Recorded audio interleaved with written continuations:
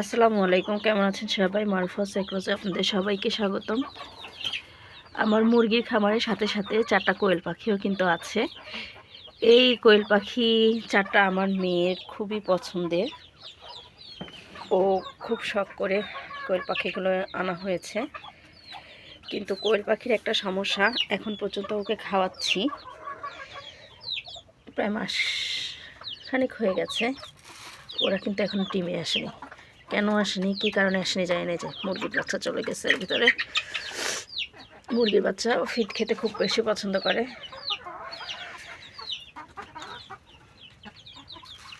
যাই হোক, এই হচ্ছে আমার কোয়েল পাখি।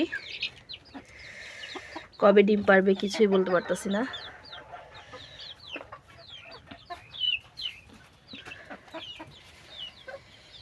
তারপরেও রাখলাম, পালছি, দেখি কবে কি হয়। ভালো থাকবেন সবাই, আল্লাহ হাফেজ।